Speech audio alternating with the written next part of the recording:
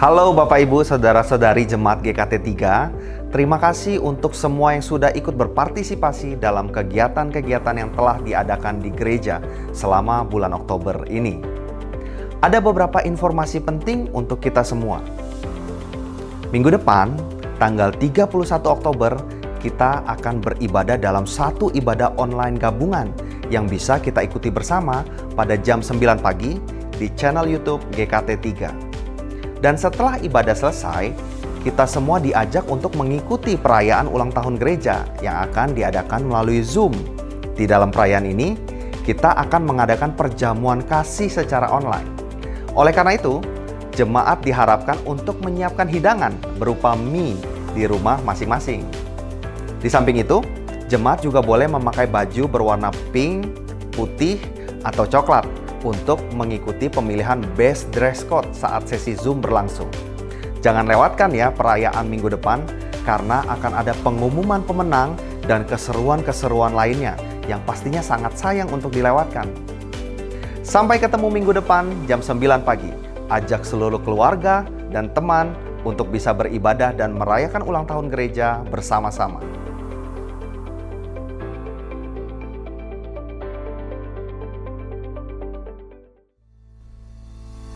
Shalom Sobat GRC, bertemu lagi di GRC Online Service Rest for the Restless, tempat bagi jiwa yang restless dapat beroleh rest di dalam Tuhan. Di bulan ini, gereja kita yang terkasih akan merayakan ulang tahunnya yang ke-79. Terima kasih untuk sobat semua yang telah ikut berpartisipasi dalam This Is My Church Video Challenge yang diadakan sejak tanggal 3 Oktober. Untuk sobat sekalian yang belum mengupload karyanya, masih ada kesempatan hingga hari ini saja loh. Segera upload video kalian di Instagram dan jangan lupa untuk mention @gkt3_malang dan sertakan hashtag GKT3ismychurch di bagian caption. Jika ada yang ingin bertanya atau membutuhkan info lebih detail, dapat menghubungi saya atau Mimi melalui nomor yang telah disediakan. Beberapa hal yang perlu kita ketahui.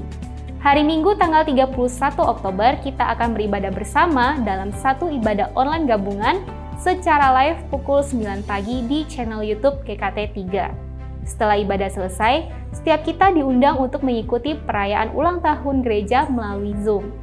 Di dalam perayaan ini, kita akan mengadakan perjamuan kasih secara online. Oleh karena itu, setiap kita diharapkan dapat menyiapkan hidangan berupa mie di rumah masing-masing. Selain itu, setiap kita dapat memakai baju berwarna pink, putih, atau coklat untuk mengikuti pemilihan best dress code saat sesi Zoom berlangsung. Jangan lewatkan perayaan minggu depan karena kita akan ada pengumuman pemenang dan keseruan lainnya yang pastinya sayang buat dilewatkan. Jangan lupa ajak seluruh anggota keluarga dan teman kalian untuk beribadah dan merayakan ulang tahun gereja bersama dalam ibadah online gabungan minggu depan pukul 9 pagi. Hari ini firman Tuhan akan dibawakan oleh Evangelis Arthur Chandra. Beliau adalah hamba Tuhan yang sangat bersemangat melayani anak-anak muda dan founders Jars of Clay Community. Mari Sobat GRC, siapkan hati, pikiran, dan segenap tubuh kita untuk beribadah kepada Tuhan, karena Dialah yang memanggil kita untuk beribadah melalui Yesus Kristus, Tuhan kita, dan di dalam Roh Kudus. Kita saat teduh sejenak.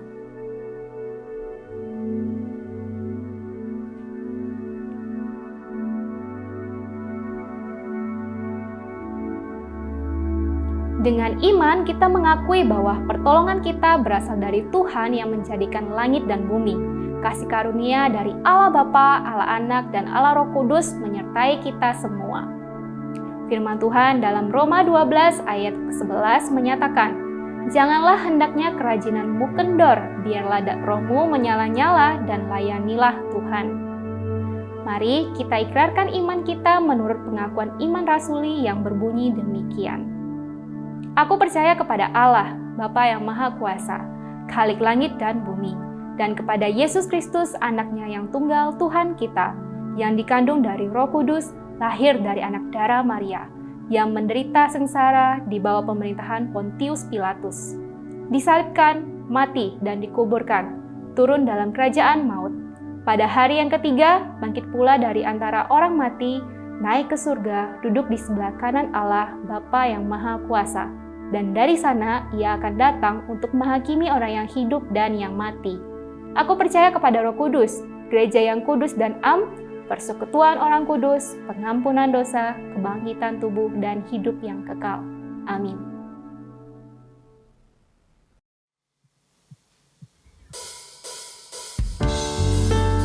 Saudara-saudaraku yang terkasih di dalam Tuhan, mari bersama-sama kita memuji Dia, sebab Dialah Allah pencipta kita. Dia menebus kita atas segala dosa kita. Puji Tuhan Allah Sang Pencipta Maha Kuasa.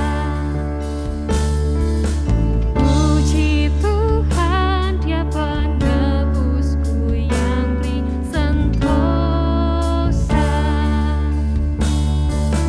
Mari kita menghampiri tatanya, memuji memuliakannya.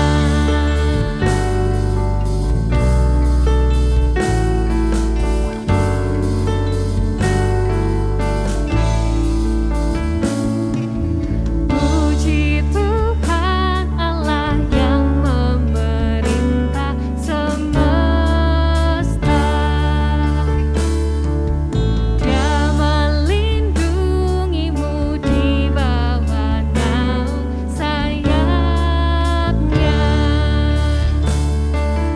Mari lihat semua hasrat hatimu,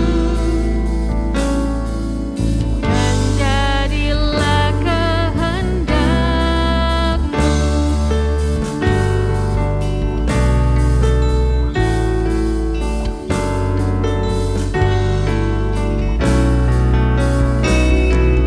Puji Tuhan Allah Sang Pencipta Maha Kuasa.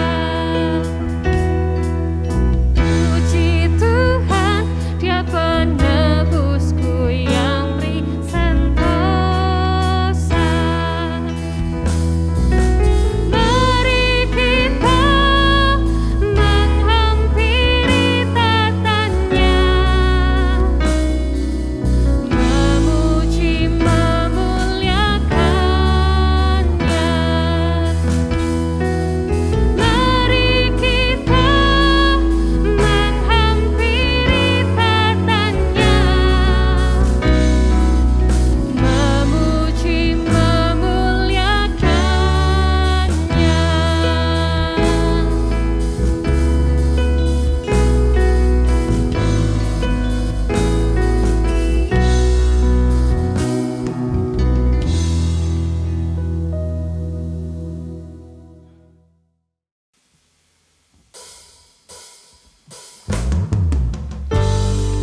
Oleh karena kasih-Nya dan karena oleh anugerah-Nya, Dia mengutus kita untuk memberitakan bahwa kasih-Nya besar untuk setiap kita. Oleh segenap kasih, oleh karena anugerah, Kau memilihku.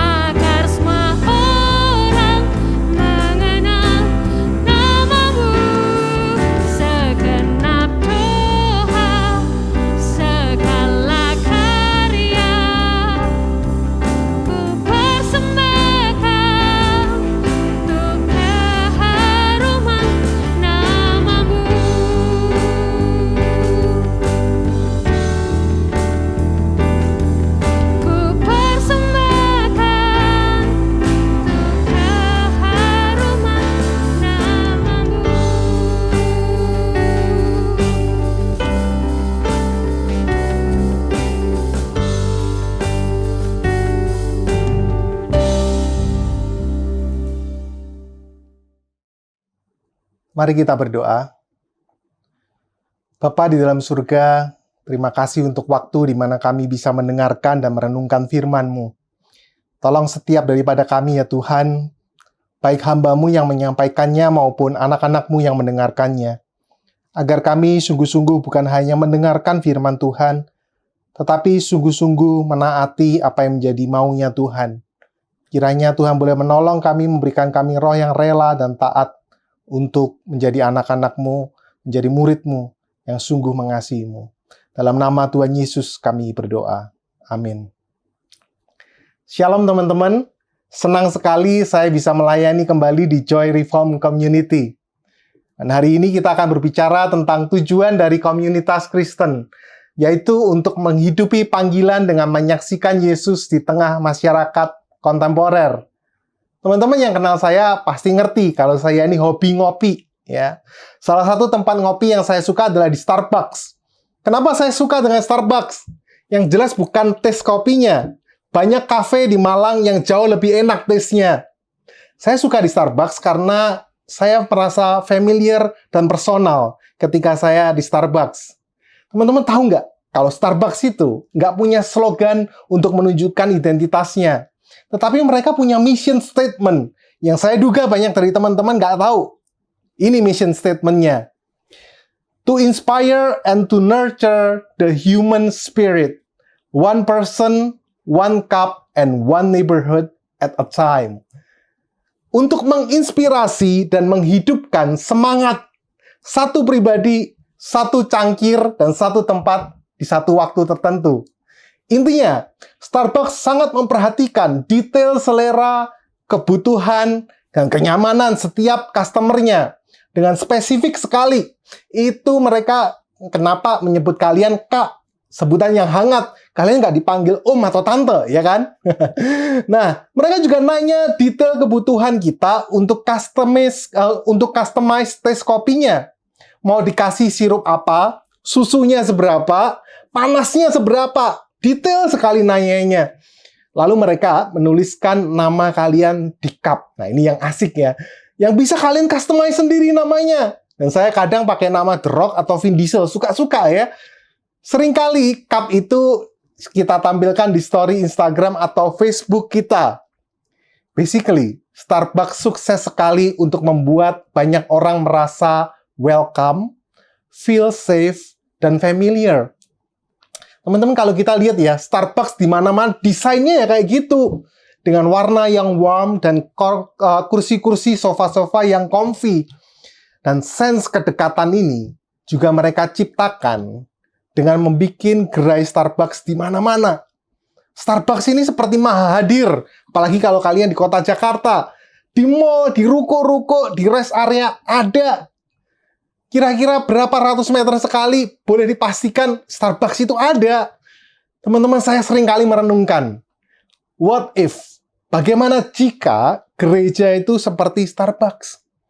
In a sense, hangat, mudah ditemukan, terbuka, nyaman, familiar, mengizinkan orang untuk bekerja, untuk meeting, untuk bahkan hangout berjam-jam sekalipun. Walaupun cuma beli satu cangkir. Ya. Teman-teman lihat ya, sekalipun Starbucks nggak punya slogan, dia punya brand positioning, dia punya identitas yang jelas, yang bisa ditangkap oleh customer-nya. Customer Starbucks itu ngerti, kalau mereka ke sana, they will feel treated. They will be treated as a person. Mereka ngerti bahwa mereka adalah orang-orang yang berharga, yang penting. Dan hari ini kita akan merenungkan apa identitas komunitas Kristen atau gereja yang jelas. Sehingga setiap jiwa, terutama yang belum percaya, ngerti seperti apa gereja itu. Bukan hanya dari slogannya yang indah, yang seringkali slogan itu nggak sesuai kenyataan. Tetapi dari user experience yang mereka dapatkan ketika mereka melihat cara hidup orang-orang percaya dan cara orang-orang percaya, orang-orang Kristen memperlakukan mereka. Nah, karena itu kita akan melihat satu bagian di dalam Alkitab yang berbicara secara jelas tentang identitas komunitas Kristen atau gereja. Kita akan bacanya di dalam 1 Petrus pasal 2 ayat 9 sampai 10. Kita akan bacakannya bersama-sama, teman-teman. Tetapi kamu adalah bangsa yang terpilih, imamat yang rajani, bangsa yang kudus, umat kepunyaan Allah sendiri, supaya kamu memberitakan perbuatan-perbuatan yang besar dari Dia yang sudah memanggil kamu keluar dari kegelapan kepada terang-Nya yang ajaib. Kamu yang dahulu bukan umat Allah, tetapi yang sekarang telah menjadi umat-Nya, yang dahulu tidak dikasihani, tetapi yang sekarang sudah beroleh belas kasihan. Demikianlah firman Tuhan. Teman-teman, kita akan merenungkan bagian firman Tuhan ini yang begitu indah, berbicara tentang siapa gereja. Dan di dalam hal ini kita akan melihat satu persatu apa gereja dan bagaimana gereja seharusnya beroperasi, bagaimana gereja seharusnya melakukan pelayanannya, bagaimana komunitas Kristen seharusnya bergerak. Di dalam bagian firman Tuhan tadi, kita telah melihat bahwa identitas dari komunitas Kristen sesungguhnya adalah kumpulan orang-orang yang dulunya kotor, orang-orang yang rusak, orang-orang yang berdosa, orang-orang yang pantas menerima murka Allah dari neraka. Namun, kita adalah orang-orang yang ternyata diampuni, dikasihi, dan disucikan untuk menjadi imam yang menyalurkan anugerah bagi dunia ini. Sehingga kemuliaan Tuhan bisa dikumandangkan melalui kehidupan kita. Bagaimana caranya kita bisa menghidupi panggilan sebagai komunitas untuk menyaksikan Yesus di tengah masyarakat kontemporer hari ini? Kita mesti connect dengan identitas tersebut. Sebab kalau enggak, kesaksian kita paling banter cuman mengendorse nama kita sendiri atau nama gereja, tetapi tidak menyaksikan kemuliaan Kristus. Karena itu kita mesti ngerti benar bahwa kita ini adalah blessed people, anointed people, dan special people with special calling. Oke, kita cekidot ya. Apa ini maksudnya? Blessed people. Ketika kita disebut sebagai bangsa yang terpilih, imamat rajani, bangsa yang kudus, umat kepunyaan Allah sendiri. Ini jelas bukan karena kita hebat, bukan karena kita ciamik, stand out, tetapi karena kita mendapatkan kemurahan. Di ayat 10 dikatakan, kamu yang dahulu bukan umat Allah, tetapi sekarang telah menjadi umatnya, yang dahulu tidak dikasihani, tapi yang sekarang telah beroleh belas kasihan. Di sini Petrus memberikan footnotes untuk mengutip apa yang dilakukan dan terjadi di dalam kehidupan Hosea, nabi yang mempresentasikan Yahweh yang kemudian menikah dengan cewek yang gak benar. Nabi Hosea menikah dengan seorang pezina. Dan dia diperintahkan oleh Allah demikian. Hosea pada saat itu menikah dengan Gomer. Cewek yang suka open BO bukan karena butuh duit, tetapi karena gila seks. Hobi selingkuh. Nah, Gomer ini adalah representasi Israel yang suka menyembah berhala, suka menduakan hati Tuhan. Dan kemudian anak-anak dari Gomer ini diberi nama Lo-Ruhama dan Lo-Ami. Yang artinya, tidak disayangi dan bukan umatku, bukan anakku. Ini adalah gambaran dari kita sesungguhnya yang seharusnya kita ini nggak layak untuk disayangi. Kita ini sebenarnya nggak layak untuk dianggap anak sama Tuhan. Tetapi Yahweh nggak sampai hati memberikan apa yang layak buat kita. Allah berkata, I will show my love to the one I called, not my loved one. I will say to those called, not my people, you are my people. And they will say, you are my God. Teman-teman, inilah identitas kita. Orang-orang yang mendapatkan kemurahan Allah, padahal seharusnya kemurkaan Allah. Kita ini benar-benar blessed people. Orang-orang yang mendapatkan anugerah Tuhan. Semua manusia, termasuk kita, sesungguhnya pantas mendapatkan yang hari ini dikatakan azab Allah. Banyak orang dalam kesulitan hidupnya, termasuk orang Kristen, mengatakan kalau Tuhan itu nggak adil. Satu kali saya melayani seorang pemuda yang mengeluh akan hidupnya. Dia bilang kalau dia ini nggak beruntung, karena dia lahir dari keluarga yang biasa-biasa saja perekonomiannya. Dia melihat banyak teman-temannya dengan cepat sekali meraih kesuksesan, karena memiliki orang tua yang tajir, orang tua yang kaya, dan mereka diberi fasilitas kemudahan untuk sukses, mendapatkan pendidikan yang terbaik, mendapatkan channel relasi kerja yang kuat. Ibaratnya, mereka mendapatkan cheat code sejak lahir sampai masuk dunia kerja. Hidup mereka gampang sekali. Teman-teman, saya heran. Sebab sepertinya cinta orang tua dari pemuda ini kayak nggak cukup untuk membuat dia bersyukur. Di saat begitu banyak orang yang lapar ingin dikasih orang tua mereka, tetapi mereka diabaikan. Atau bahkan kehilangan orang tuanya. Pemuda ini justru mengeluhkan orang tuanya yang menurut dia tidak bisa memberikan yang terbaik. Padahal kalau dilihat, ya dia ini bukan cuma dicintai, dia juga dipelihara. Dia dikuliahin sampai selesai dapat menjadi orang yang hari ini karirnya baik. Teman-teman, mungkin banyak dari kita yang juga nggak sadar betapa beruntungnya kita hidup di dunia ini. Ketika kita disebut sebagai anak-anak Tuhan. Kalau kita menginginkan keadilan, sebenarnya yang adil itu adalah kita binasa. Kita mendapatkan murka Allah. Kalau manusia nyadar ini, maka semua manusia nggak mau mendapatkan keadilan. Semua manusia akan pengen sekali untuk mendapatkan kemurahan. Segala sesuatu yang kita jalani di dunia ini, teman-teman. Segala sesuatu yang lebih baik sedikit saja dari neraka, dari murka Allah, itu adalah kemurahan Allah. Karena itu sebagai komunitas anak-anak Tuhan, kita mesti grateful dengan hidup kita. Kita masih hidup dengan penuh rasa syukur atas apa yang sudah Tuhan anugerahkan. Keselamatannya, pemeliharaannya, grateful living ini, grateful life ini, yang membuat kita efektif untuk menyaksikan Kristus di tengah dunia hari ini yang ungrateful. Dunia yang nggak pernah puas dengan apa yang dimiliki. Dunia yang selalu pengen show off, terlihat stand out, baik di sosial media maupun di kehidupan nyatanya. Dunia yang selalu lapar akan pujian, tetapi nggak akan pernah kenyang. Karena mereka salah makan, teman-teman. Mereka nggak pernah mendapatkan roti hidup yang mengenyangkan jiwa mereka. Tetapi tidak dengan kita. Kita adalah orang-orang yang sudah mendapatkan roti hidup. Kita adalah orang-orang yang dikenyangkan oleh kasih Tuhan. We should be grateful. We are so blessed.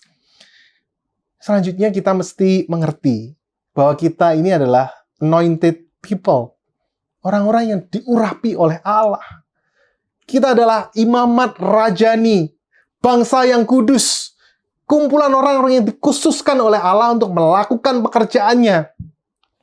Setiap orang percaya adalah imam yang diurapi oleh Allah. Setiap orang percaya punya privilege untuk menghadap dan memberikan persembahan kepada Tuhan Sang Raja.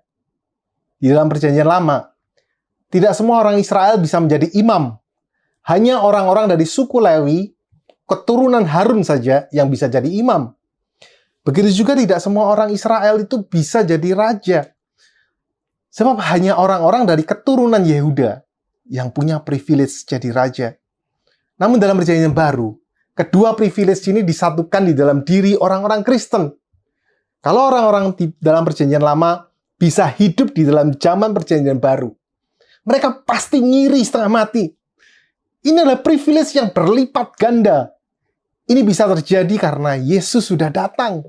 Sang Raja yang juga menjadi imam mempersembahkan dirinya sendiri untuk menebus dosa manusia yang percaya kepadanya. Imam yang juga adalah raja. Demikian juga, komunitas Kristen punya privilege untuk menjadi imam-imam.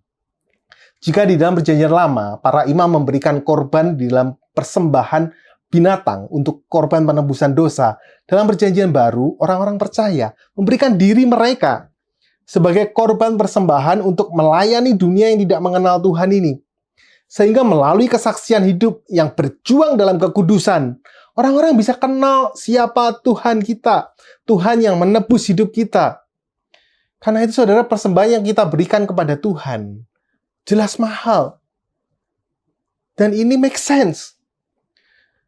Kita mesti mempersembahkan seluruh hidup kita, impian kita, ambisi kita, waktu, uang, Bahkan kenyamanan kita persembahkan buat Tuhan untuk melayani dunia yang nggak kenal Tuhan ini.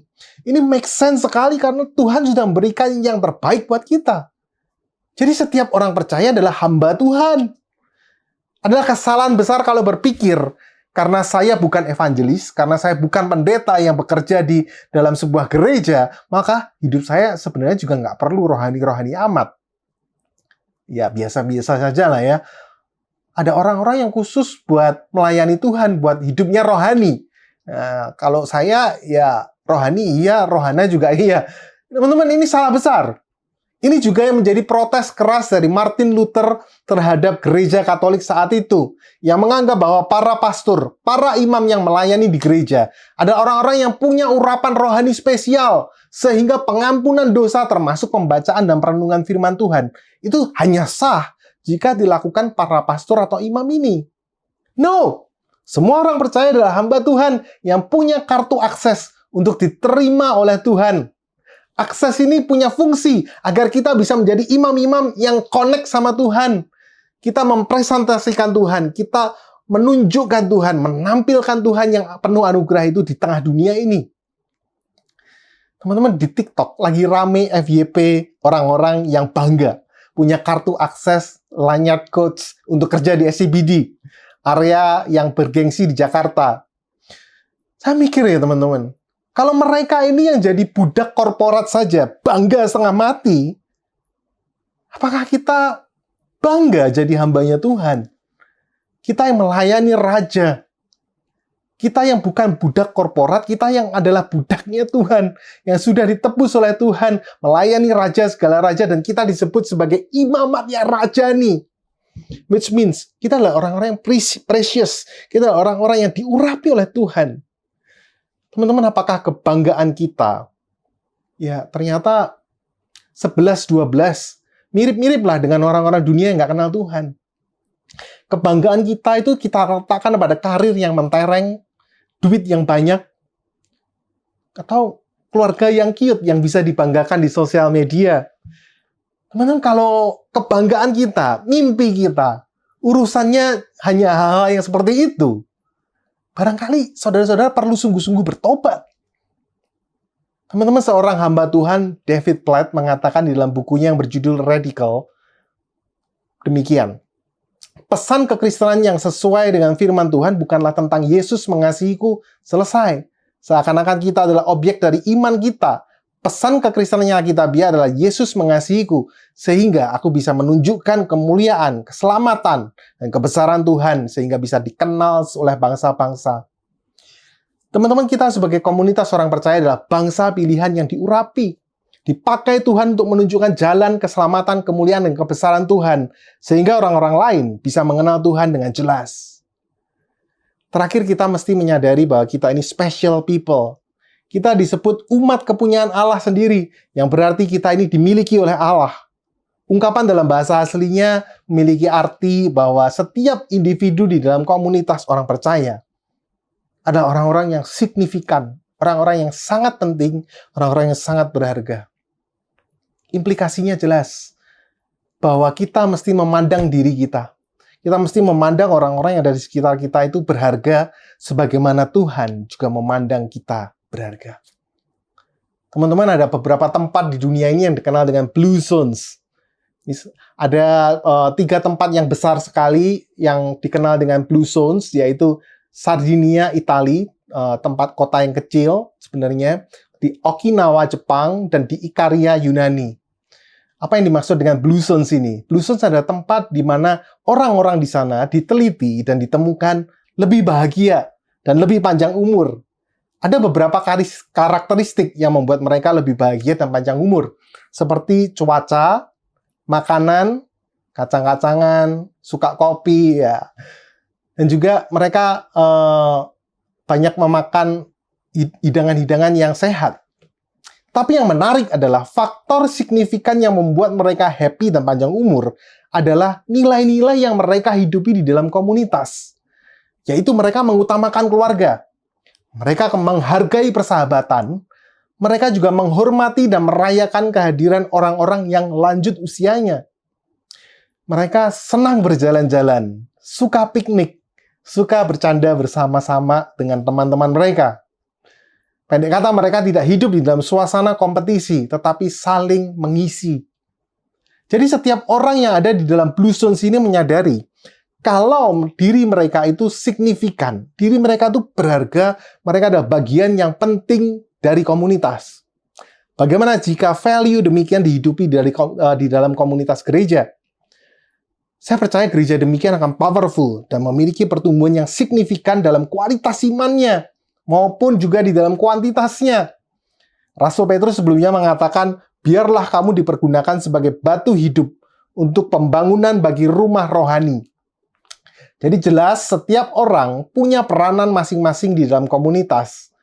Rasul Paulus mengatakan dalam Efesus pasal 2 ayat 21-22, di dalam Dia tumbuh seluruh bangunan rapi tersusun menjadi bait Allah yang kudus.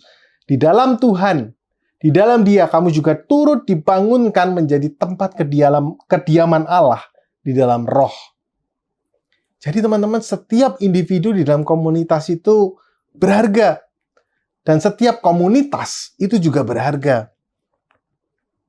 Dalam sebuah konferensi gereja-gereja di California, hamba Tuhan Dallas Willard membuka sesinya dengan kalimat yang begitu mencengangkan. Dia mengatakan demikian, saya akan mengatakan kepada Anda apa tugas yang paling penting dari seorang Kristen. Tugas yang paling penting adalah mendoakan kesuksesan gereja-gereja lokal yang ada di sekitar kita. Saudara, ini adalah pemikiran yang benar-benar out of the box, khususnya di tengah dunia ini, yang seringkali gereja-gereja bahkan juga berkompetisi, bukan saling memberkati. Ini mindset kerajaan Allah yang benar-benar menyadari bahwa setiap gereja, setiap komunitas anak-anak Tuhan adalah bagian dari keluarga kerajaan Allah. James Bryan Smith, seorang profesor teologi yang mendalami tentang gereja dan spiritualitas, memberikan pesan penting tentang pertumbuhan gereja. Dia bercerita tentang dua gereja yang bergumul soal pertumbuhan jumlah jemaatnya. Para pemimpin di gereja yang pertama memanggil arsitek untuk mendesain bangunan yang keren, bangunan yang bagus. Sebab mereka curiga bahwa banyak jemaat yang pindah ke gereja sebelah, pindah gereja yang ada di dekat mereka. Karena gereja yang ada di sana lebih keren, lebih bagus fasilitasnya. Dan kemudian arsitek ini kebingungan. Dan dia berkata, maaf, saya mesti berpikir, apakah ini cocok dengan mindset kerajaan Allah atau tidak? Rupanya arsitek ini lebih rohani daripada para pemimpin di gereja yang pertama. Lalu bagaimana dengan gereja yang kedua? Para pemimpin yang ada di gereja yang kedua ini berkata kepada James Bryan Smith, gereja kami lebih banyak jemaat orang-orang yang tua.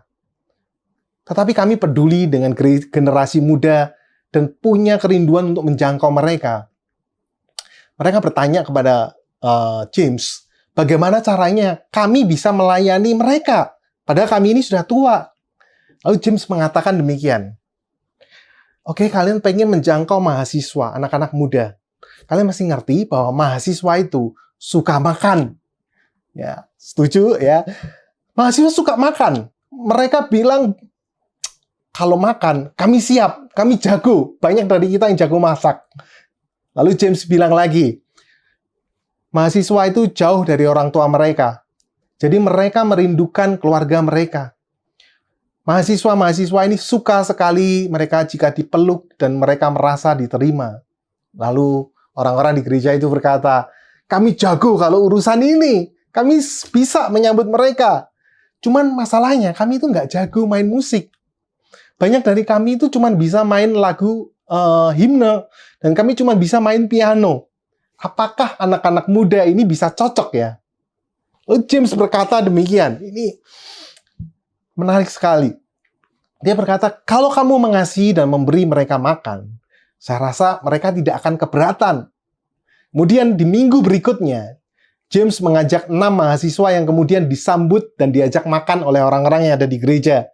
Para mahasiswa ini langsung jatuh hati dengan gereja tersebut dan setahun kemudian, gereja itu berkembang, membentuk jemaat baru yang lebih besar dengan nama Chapel Hill United Methodist Teman-teman, inilah yang kita perlukan hari ini. Bagaimana kita bisa menjadi gereja komunitas yang benar-benar bisa treat orang lain, memperlakukan orang-orang lain dengan penuh kasih. Sehingga mereka bisa menyadari bahwa kita ini adalah anak-anak Tuhan. Mereka bisa menyadari juga bahwa diri mereka itu signifikan, diri mereka itu berharga di mata Tuhan. Karena kita memperlakukan mereka demikian. Ini simple. Tapi nggak gampang dilakukan. Karena ini membutuhkan kerendahan hati dan kerelaan untuk melayani. Tuhan Yesus berkata, inilah perintahku, yaitu supaya kamu saling mengasihi, seperti aku telah mengasihi kamu. Tidak ada kasih yang lebih besar daripada kasih seorang yang berikan nyawanya untuk sahabat-sahabatnya. Teman-teman, kita nggak sampai memberikan nyawa kita untuk mengasihi satu sama lain. Karena kalau iya, saya yakin pada mundur semua. Kehilangan waktu untuk beribadah bersama saja masih ogah-ogahan ya. Teman-teman, banyak dari kita nggak sungguh-sungguh di dalam kehidupan kita mengiring Tuhan. Namun saya yakin, sekalipun kita tidak mengorbankan nyawa kita, kita perlu memberikan nyawa kita, diri kita. Apakah itu waktu, apakah itu tenaga kita, apakah itu perhatian untuk melayani sesama, orang-orang yang ada di dalam komunitas maupun orang-orang yang ada di luar komunitas kita. Agar mereka tuh sungguh-sungguh benar nyadar bahwa mereka juga adalah milik kepunyaan Allah. Jangan sampai kita kalah sama Starbucks yang treat people dengan hangat, ramah, terbuka. Kita mesti lebih hangat daripada mereka. Orang-orang kalau ke Starbucks mesti bayar untuk beli secangkir kopi. Kita nggak perlu, ya. Kita perlu memberikan mereka secangkir air, secangkir kopi, secangkir teh pada orang-orang yang selama ini mungkin tidak dipedulikan. Itu adalah apa yang Tuhan kehendaki. Memberikan kepada mereka air hidup, kehadiran Tuhan sendiri. Dan saya yakin bahwa kehadiran komunitas sel, kelompok tumbuh bersama, KTB, kelompok kecil, sangat efektif untuk melakukan hal ini. Di mana orang-orang bisa kita jangkau, orang-orang bisa merasa diterima, orang-orang bisa merasa bahwa mereka adalah bagian dari umat Tuhan, anak-anak Tuhan yang dicintai oleh Tuhan. Kiranya teman-teman yang ada di dalam Joy Reform Community sungguh-sungguh boleh menghidupi firman Tuhan yang ada di sini, menyadari bahwa kalian adalah blessed people. Orang-orang yang sungguh diberkati memperoleh anugerah kemurahan Allah. Hidup dengan gratitude, hidup dengan penuh rasa syukur. Kalian juga menyadari bahwa kalian adalah anointed people. Orang-orang yang diurapi oleh Allah. Orang-orang yang memiliki special assignment, tugas yang khusus, yaitu untuk mengasihi dunia yang terhilang ini. Dan terakhir, kalian mesti menyadari bahwa kalian adalah special people. Orang-orang yang mendapatkan tempat di dalam hati Allah. Dan jelas karena itu kita mesti memberikan hati kita juga bagi banyak orang yang hari ini belum mengenal Allah. Mari kita berdoa. Bapa di dalam surga, tolong setiap anak-anak-Mu dalam Joy Reform Community, agar mereka sungguh-sungguh Tuhan berkati, memiliki kerelaan hati untuk melayani orang-orang yang ada di dalam komunitas mereka, maupun orang-orang yang ada di luar komunitas. Sehingga setiap orang yang mereka layani, sungguh mereka mengerti bahwa mereka itu signifikan, penting, berharga di mata Allah. Inilah yang bisa kami lakukan ya Tuhan, di tengah dunia kontemporer hari ini, dunia yang ungrateful, dunia yang tidak menghargai orang-orang, dunia yang memandang orang hanya dari mukanya, dari apa yang mereka miliki. Tapi kami mau memandang sesama kami seperti cara Tuhan memandang kami, yaitu sebagai orang-orang yang Tuhan kasih beroleh anugerah Allah. Kami mau menjadi anak-anak-Mu yang menyalurkan anugerah-Mu ya Tuhan. Pakai kami, urapi kami dengan sungguh ya Tuhan. Berikan kami roh yang rela untuk melayani. Dalam nama Tuhan Yesus kami berdoa. Amin.